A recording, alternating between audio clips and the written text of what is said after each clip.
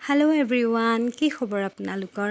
আশা কৰোঁ নিশ্চয় ভালেই আছে আৰু আজি মোৰ অন্য এটি ভিডিঅ'লৈ আপোনালোকক স্বাগতম জনাইছোঁ। মোৰ এই ৰেইন লিলিজোপা বহুদিন ধৰি এনেদৰেই আছে, ফুল নেলাগে। অৱশেষত আজি এটা ফুল দেখিবলৈ পাইছোঁ।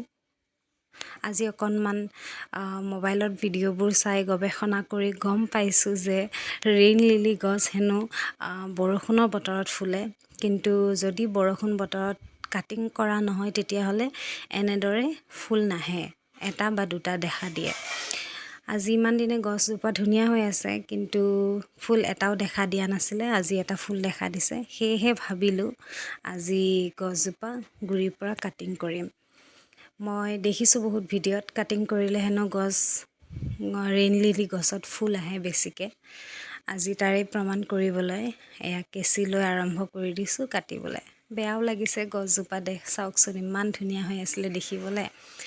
এনেকৈ সেউজীয়া গছ গছনি আকৌ কাটি দিবলৈ কাৰণো বেয়া নালাগে, আৰু দেখাত ইমান মৰম লগা হ'লে কাটিবলৈ নিশ্চয় খুবেই বেয়া লাগে। মোৰো বেয়া লাগিছে বাৰু, কিন্তু উপায় নাই। গছজোপাত ফুল আনিবৰ হ'লে কাটিবই লাগিব, আৰু কাটি দিলেও গুৰিত অকণমান ৰাখি কাটিছোঁ, 2-3 আঙুলিমান ৰাখি কাটিছোঁ, কাৰণ তাৰ পৰা আৰু পাতকেইটা দীঘল হৈ আহিব বাৰু, মৰি নাযায় গছজোপা।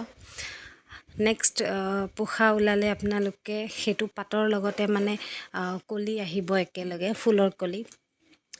বহুত ভিডিঅ'ত মই দেখিছোঁ, এতিয়া গম পোৱা নাই সঁচাকৈ হয় কি নাই। ইমান ৰেইন লিলিৰ বিষয়ে মোৰ জনা নাই। আপোনালোকে যদি জানে প্লিজ কমেণ্টত জনাবচোন যে এনেদৰে কাটিং কৰি দিলে ফুল হয় নেকি সঁচাকৈ। আকৌ কাটি থাকোঁতে ইয়াৰ মাজত কিবা এটা দেখিলোঁ নহয়, কি বাৰু এইটো? শামুকটো ক'ৰ পৰা বা আহি সোমাইছে গছৰ মাজত, ইয়াক উলিয়াই দি ল'লোঁ। এতিয়া আকৌ বাকী থকাখিনি এতিয়া কাটিব লৈছোঁ। কেঁচি পাত সৰু যে, এইটো কাৰণে কাটিব অলপ অসুবিধা হৈ আছে। যেনি তেনি কাটিছোঁ আৰু। অকণমান ডাঙৰ কেঁচি হ'লে ভাল হয়, হ'লেও কেঁচি পাত সৰু। এইফালে ফোন ধৰি পেলাই মোবাইলটো ধৰি ভিডিঅ' কৰি আছোঁ, লগতে কাটি আছোঁ কাৰণে অলপ অসুবিধা হৈছে। তো যিয়ে নহওক কাটি আছোঁ। অকণমান সম্পূৰ্ণকৈ সমানকৈ কাটি দিলে দেখাটো ধুনীয়া লাগিব, আৰু পাতকেইটা যেতিয়া গজি আহিব, দীঘল হৈ আহিব, তেতিয়া আৰু সমানে গজি আহিব।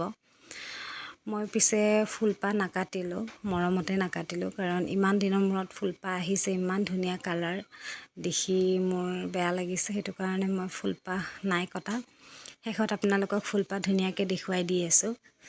এতিয়া চাই থাককচোন মই কেনেদৰে কাটি আছোঁ গছজোপা। কাটিবলৈ বৰ অসুবিধা, হ'লেও কাটিছোঁ আৰু উপায় নাই, আৰু কাটিব লাগিব যিহেতু। মোৰ বহুত বেয়া লাগিছে কাটোতে। আপোনালোকে বাৰু ৰেইন লিলি গছ এনেদৰে কাটি দিয়ে নেকি? জনাবচোন।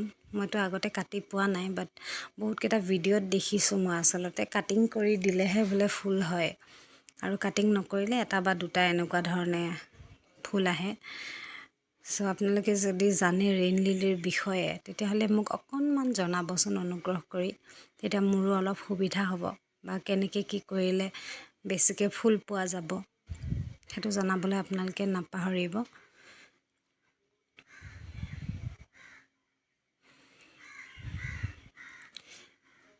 এয়া মোৰ অলমষ্ট কাটি হৈ গৈছে, কিন্তু অকণমান সমান কৰি মিলাই পেলাই কাটি আছোঁ কাৰণে অকণমান এইখিনি মিলাই দিছোঁ, আৰু নহ'লে দেখিবলৈ বেয়া দেখিব যে, এইটো কাৰণে।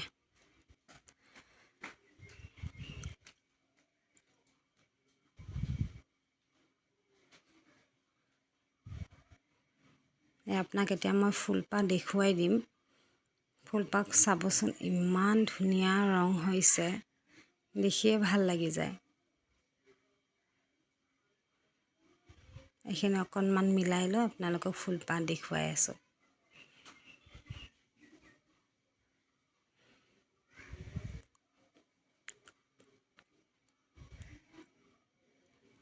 এয়া চাওক, ফুলপাহ ইমান ধুনীয়া, ইমান মৰম লগা। কালাৰটো চাওকচোন, গুলপীয়া আৰু বগাৰ মাজত ইমান ধুনীয়া কালাৰ। ঘূৰাইয়ে দিলোঁ মই ফুলপাহ মৰমতে। দুপাকমান মাৰি দিলোঁ। যিয়ে নহওক আজিলৈ ইমানেই, এৰিছোঁ। ভাল লাগিলে শ্বেয়াৰ এটা কৰি দিব। Thank U.